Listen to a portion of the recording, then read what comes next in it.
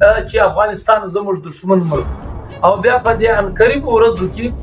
د پاکستان او د افغانستان باقاعده جنگ ونښتی، دواړو طرف ته خلک مړه سو، نو حالات انتهایی خراب سو. دلته پاکستان د افغانانو ورونو د ایستلو په اړه کې انتهایی تیزی راوستل. بس ډېر عمر وسو سیاست، اته اویا کال خپل سیاست وکړي، خپل اجنډۍ مې وکړه، خپل لیډرشپ مې وکړي. مه کوئ دا اوس خبره د کام راله. اته اویا کال د خپلې پارټۍ د خپل لیډر د خپلې اجنډۍ هغه پبلسټي وکړه. اوس مهرباني وکړئ، کام و بربادۍ ته ورسېدی، کام و بېعزتۍ ته ورسېدی. بالا پر دې کام باندې زړه وسوځي چې کوم د کومو پښتنو جایدادونه سیل کېږي یا د کومو پښتنو څخه چې د دوی بچیان د 18 کالو څخه کم عمرونه دي، د هغو څخه د افغاني کیس پر جوړوي چې تاسو افغانان یاست. ډېر ثبوتونه راغلي دي. افغان بھائیوں کو جو ٹائمنگ دے رکھی ہے، ان کے مرد مزدوری کرنے گئے، ان کے گھر میں بچے اور عورتیں، ان کے گھر پہ چھاپے مارے جاتے ہیں. ان کی لیڈیز، ان کی چادر چار دیواری کی پامالی، ان کے بچوں کو، ان کے بزرگوں کو، جو بوڑھے جو بیمار، ان کو گاڑیوں میں لے جا کر کے تھانے لے جاتے ہیں. یہاں پہ جن افغان بھائیوں کو نکالا گیا، وہاں کراچی میں چند شرپسند عناصر جو بالکل لسانی فسادات کرانا چاہتے ہیں، انہی افغان بستی میں مختلف گروہ پہ لکھنا شروع کر دیا. قدرمنو عزیزانو، خبری مجلس با گرد په پښتو کوو، خاول د ډیره بخښنه سره یو دوی خبری په اردو کوو. جیسے کہ آپ کو معلوم ہے کہ کراچی شہر میں بلکہ پورے پاکستان میں تقریباً یہ 1.5 سال سے یہ افغان بھائیوں کو نکالنے کا جو سلسلہ شروع ہو چکا ہے، اس سلسلے میں تقریباً یہ 6 مہینے سے اس بات کو انتہائی ایک دوسرے انداز میں، بلکہ اگر میں یہ کہوں کہ اس میں بہت تیزی لائی گئی کہ افغان بھائیوں کو پاکستان سے نکالا جائے. ایک تو ہم پشتون تحفظ موومنٹ یہ سمجھتے ہیں کہ یہ 2 ملکوں کی بات ہے. پاکستان افغان بھائیوں کو نکالنے کا جو اعلان کیا ہے کہ جو بھی افغان بھائی یہاں آئے ہیں، شروع میں تو یہاں یہ کہا گیا کہ جن افغان بھائیوں کے پاس افغان سٹیزن کارڈ موجود ہے، ان میں ایک POR کارڈ، ایک دوسرا جو یلو کارڈ کہا جاتا ہے، ان کے پاس جو کارڈ موجود ہے ان کو نہیں نکالا جائے گا. جن کے پاس، جن افغان بھائیوں کے پاس کوئی ڈاکومنٹس، کوئی دستاویزات نہیں ہے، اس کو نکالا جائے گا. اب ان کا جو سلسلہ ختم ہو گیا. اب دوبارہ ایک چند عرصے میں پاکستان اور افغانستان کے درمیان جو ایک جنگی صورتحال پیدا ہوئی، تو اس دوران تو ایک دم وفاقی کابینہ نے فیصلہ کر لیا کہ چاروں صوبوں سے افغان بھائیوں کو نکالنے کا جو اعلان کیا، نوٹیفیکیشن جاری کیا، اور یہاں تک کہا گیا کہ جن کے پاس کوئی سٹیزن کارڈ، POR کارڈ، جو بھی ڈاکومنٹس موجود ہو یا نہ ہو، تمام افغان بھائیوں کو نکلنا ہوگا. تو یہ تو پاکستان نے اعلان کیا کہ ان کو نکالنا ہوگا. افغانستان گورنمنٹ نے اعلان کیا کہ ہم اپنے بھائیوں کو خوش آمدید کہیں گے، ہمارے بھائیوں کو واپس جو ہے واپس افغانستان بھیجا جائے. اب اس درمیان میں تقریباً 1 ہفتے کے دوران سندھ میں بالخصوص کراچی میں افغان بھائیوں کے آڑ میں دیگر جو پشتون جن کے پاس پاکستانی تمام ڈاکومنٹس موجود ہیں، جو پاکستانی پشتون دوسرے لحاظ سے کہا جاتا ہے، انہی کے خلاف بھی قانون حکومت جو ہے، خصوصاً پولیس، انہی کے خلاف بھی ایک قسم کے ناجائز، ناروا اور جبر کا جو سسٹم شروع کیا ہے، اسی حوالے سے ہم یہ لائیو ویڈیو کر رہے ہیں. ایک تو یہاں افغان کیمپ جو سوراب گوٹ کے پیچھے آباد ہے، یہاں پہ جن افغان بھائیوں کو نکالا گیا، وہاں کراچی میں چند شرپسند عناصر جو بالکل لسانی فسادات کرانا چاہتے ہیں،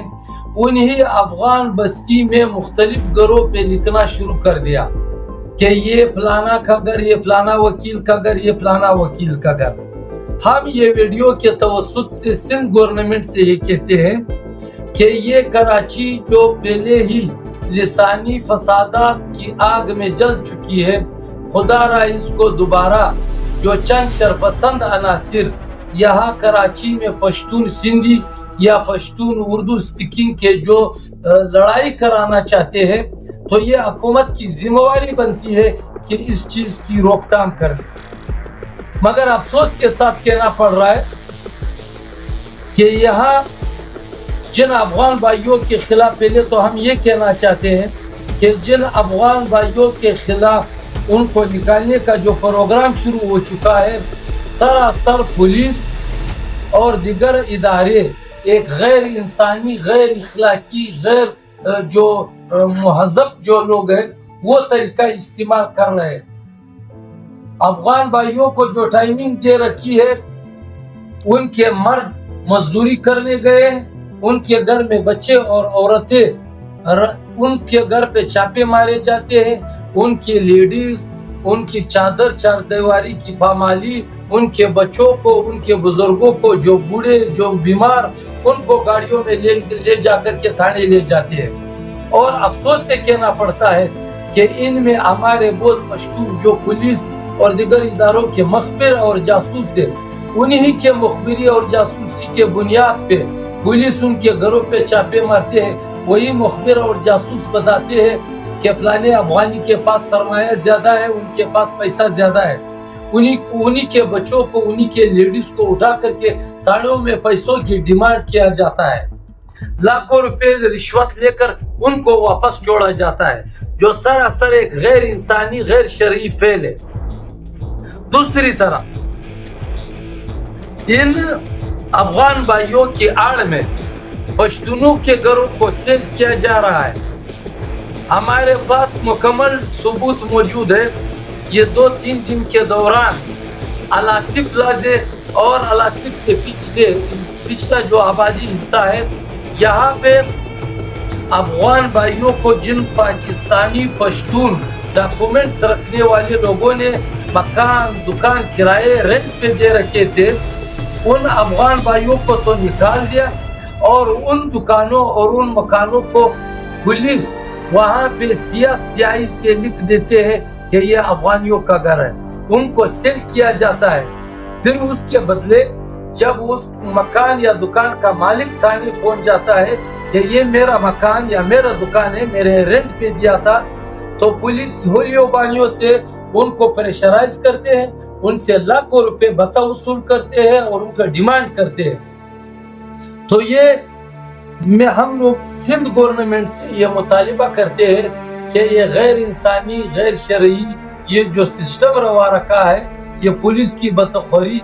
یہ لوگوں میں اشتعال پھیلانے کے لیے یہ لوگ مجبور ہوں گے روڈوں پہ نکلنے کے لیے۔ ایک تو افغان بھائیوں کو آپ نکال رہے، ہم لوگوں کا مطالبہ ہے کہ ایک انسانی ہمدردی کے بنیاد پہ جو اصول انسانیت کی ہے، جو اصول قانون کی ہے، اس بنیاد پہ افغان بھائیوں کو آپ لوگ نکال رہے ہو، بارڈر کراس کر رہے ہو، مگر اس درمیان ان کے عورتوں کی بے عزتی کرنا، ان کی جو بچوں کی بے عزتی کرنا، ان کے بچوں کو تنگ کرنا، رات کو 2:30-3 بجے ان کو گھروں سے نکالنا، پھر تھانے پہ لے جانا، ان کی وہاں ٹارچر کرنا، ان سے پیسوں کی ڈیمانڈ کرنا، یہ سراسر غیر انسانی، غیر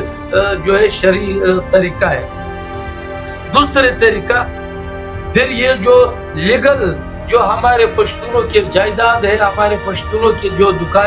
دکانیں ہیں، ان کو سیل کرنا، ان کو دھمکی دینا، یہ سراسر یہ کراچی میں بلکہ پورے پاکستان میں اس وقت ایک انتشار پھیلا ہوا ہے۔ پارلیمنٹ عدالت کو نہیں مان رہی ہے، عدالت اداروں کو نہیں مان رہی ہے، سیاسی پارٹیاں ایک دوسرے کے ساتھ مخالفات، وہاں پہ مذہبی جماعتیں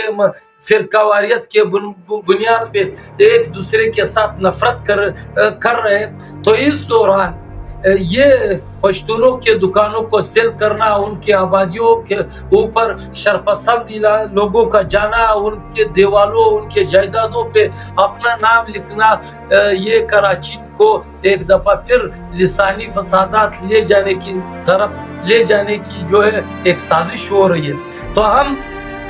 सिंध गवर्नमेंट से ये गुजारिश करते हैं कि ये आपकी जिम्मेवारी बनती है कि जो शरपसंद अनासिर बिलखसूस पुलिस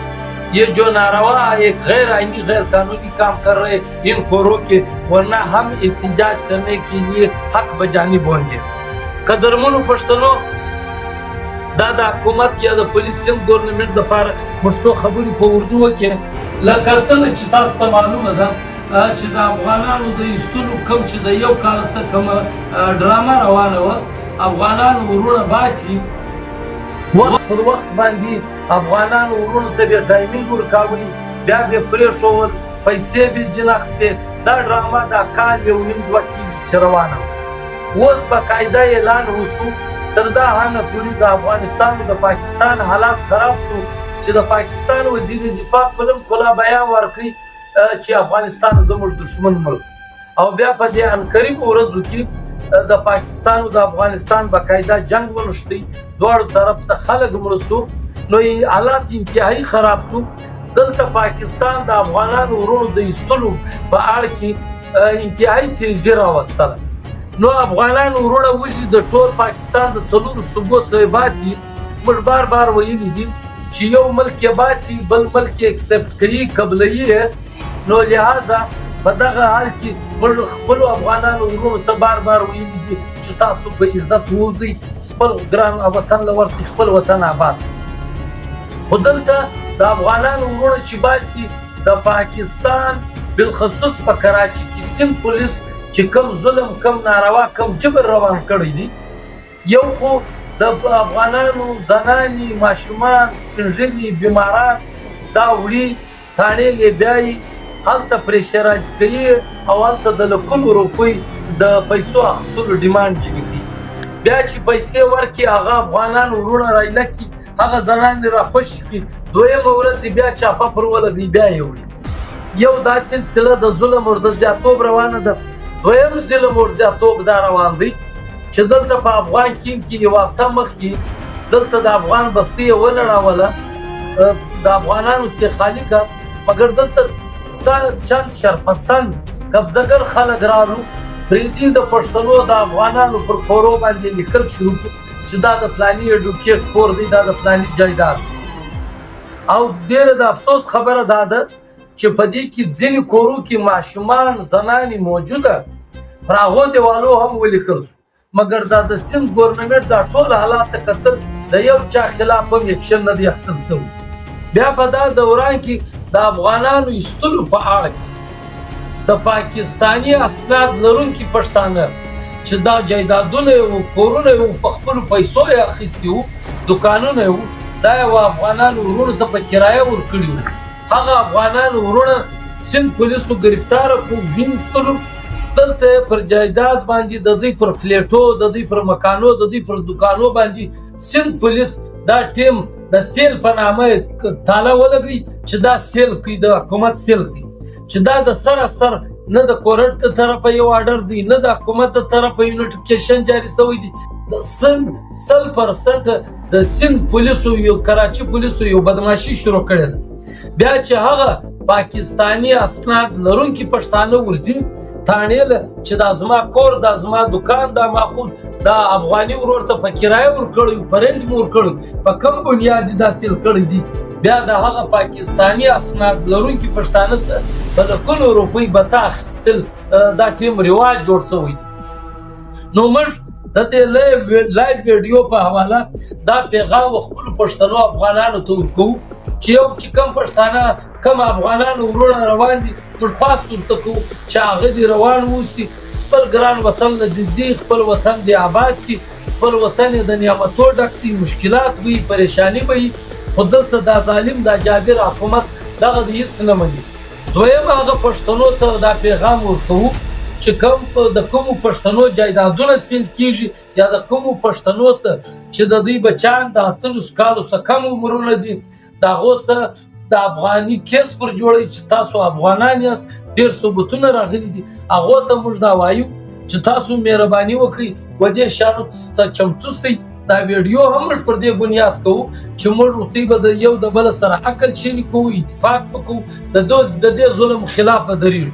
پر پی ټي ایم باندې بالکل په دې کې شک نشته، پر پی ټي ایم پابندي لګېدلې ده، مګر پی ټي ایم باندې خالي پابندي لګېدلې ده. پی ټي ایم مړه نه دي، د پی ټي ایم ځوانان ژوندي دي. چې کله چې خبره د پښتو د غیرت د ننګ یا پر قام باندې د ظلم او د جبر د راسي، که بیا هر څه پابندۍ لګېدلې وي، که هر څو جیلونه وي، که هر څو اف آی آرونه وي، تر دا هنه چې ګولۍ چلېږي هم د پی ټي ایم ځوانان به د خپل قام، د خپلې خاورې، د خپل ولس سره څنګ پر څنګ پر میدان باندې ولاړي. نو موږ په دې حواله باندې دا یوه خبره کوو چې موږ په د دې سلسلې دپاره په کراچي کې پښتنو خپلې جرګې شروع کړي. تېره جرګه په تېره دا اوس روانه میاشت په شروع تاریخو کې په جونجار ګوټ چې په کشري وزیرستان مشهوره ده، په دا حواله موږ کړې وه چې هغه جرګه چې کوم غله، کم ډکیت، کم منشیات فروشه یا کم قبضهګر خلک یا د حکومت له طرفه ځینې ادارې چې کې ډي اې او ایم ډي اې نومونه ورکړي چې د ګوټو نړولو کوم پلان دوی جوړوي، په دا حواله سوې وه. نو دغه جرګه بیا د پی ټي ایم ورسره دلته نور سیاسي ګوندونه، نور قبایلي خلکو دا فیصله وکړه چې د راروان د نومبر پر 14 تاریخ به یو غټه جرګه په جونجار ګوټ په دا کشري وزیرستان کې کېږي. په دا جرګه د پی ټي ایم د طرفه نه ده، نه د بل سیاسي پارټۍ د طرفه ده، دا جرګه د ټول پښتون قام د طرفه ده. په دې جرګه کې به د پښتانه قام هره قبیله شریک وي. او بیا دا اوس چې کوم ناروا زیاتوب شروع شوی دي، اوس خو بیا جرګې موږ ته ډېرې ضروري شوې. انشاءالله دا پر 14 نومبر چې کوم په جونجار ګوټ کې کومه جرګه ده، موږ په دې اطرافو ته نږدې و ټولو پښتنو ته خاص کوو چې په دې جرګه کې د موږ سره شرکت وکړي.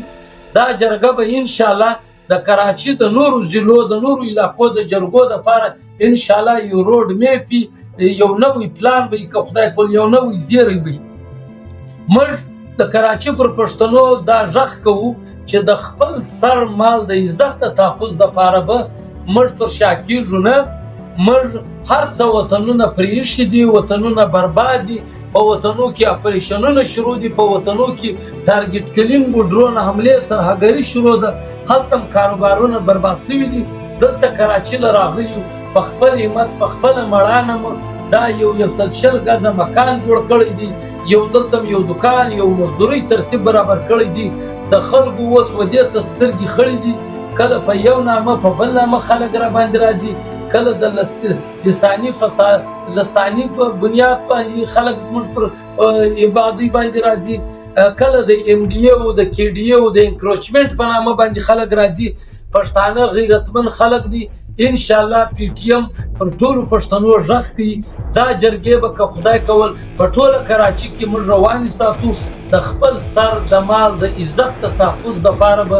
یو انچ پر شا نه ځو، که هم حکومت ته درېږو، هم و نورو خلکو ته درېږو، خو د خپل سر مالو د عزت د تحفظ دپاره به د خپلې جرګې روانې ساتو. نو موږ پر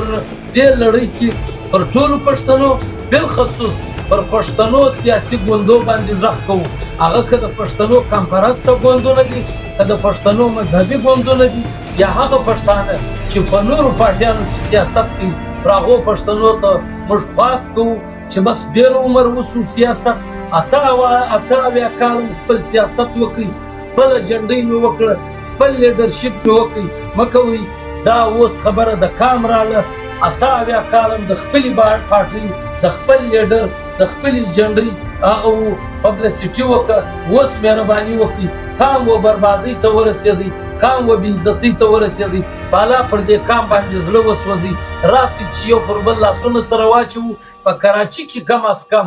دغه موږ کولی سو چې 50 لکه پښتون دی، د دې د سر مالو د عزت تحفظ موږ کولی سو، خو دا په اتفاق باندې کېږي. نو موږ د یو واره بیا د دې ویډیو په توسط د کراچي و ټولو پښتنو ته هم دا ډګرنه ورکوو، هم دا خبرتیا ورکوو دا ډګرنه په دې ورکوو چې یو د بله به اتفاق سره کوو هېڅوک به موږ ته څه نشي کولی د خلکو و موږ ته زموږ به مزدورۍ زموږ به جایدادو ته سترګې خړې دي د چا و پلار ته دا اجازت نه ورکوو چې زموږ سر مال د عزت و دې ته د لاس ولویږي او دویمه خبره خپلو پښتنو ته دا خواست کوو چې موږ دا د جرګو د پښتنو په اتحاد په مشوره باندې دا جرګې شروع کړي دي په دا جرګه کې پکار دي چې هر ځای دا جرګې کوو د موږ سره په دې کې شرکت وکړي نو په آخر کې یو واره بیا